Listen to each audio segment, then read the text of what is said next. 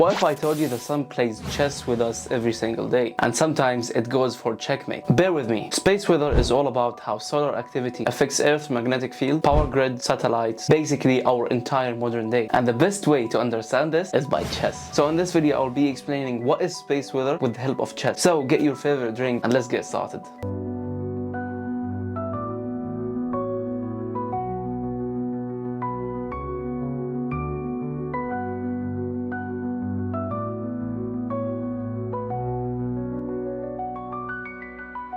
Let's think about it. Chess is all about strategic attacks, defenses and unexpected sacrifices. And the sun, it's basically that one hyper-aggressive player who refuses to castle and just goes for the checkmate. So let's try to understand this. How does the sun play chess with Earth?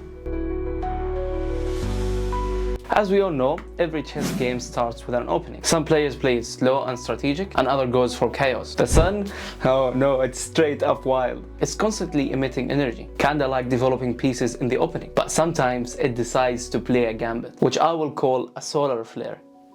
Solar flare. Solar flare. Solar flare. Solar flare. A solar flare is a sudden burst of energy. X-rays, ultraviolet radiation, sent flying towards Earth at the speed of light. It's like when someone plays a gambit, and the gambit is usually sacrificing a pawn in the opening to disturb your position and to get peace activity. However, Earth luckily has its own defense, the atmosphere. It absorbs most of this energy before it can mess with us. But that's just the first move. The real trouble starts when the sun launches a coronal mass ejections, or CME. If solar flares are gambits, then CMEs are brutal forks. The sun doesn't just send energy, it launches actual plasma, billions of tons of charged particles directly at Earth. And just like fork and chess, this attack targets multiple things at once. Power grids, satellites, GPS systems, even radio communication. Have you heard of 1989 Quebec blackout? Again, early this morning, 6 million people across Quebec woke up to darkness and disbelief.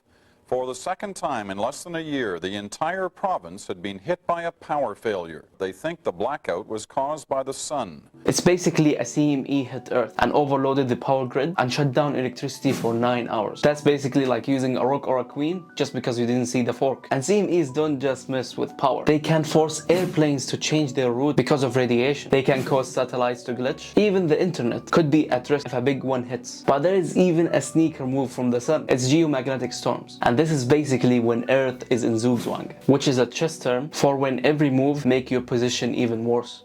When a geomagnetic storm hits, Earth's magnetic field gets disturbed and throws everything off balance. High-frequency radio signals go down. Satellites drift off course. Even the northern lights, those beautiful auroras, go crazy during these storms. They look cool, but it's actually a sign that the Earth is struggling to handle the sun's attacks. So just like in chess, if you don't prepare for your opponent's threats, you're gonna get hit hard.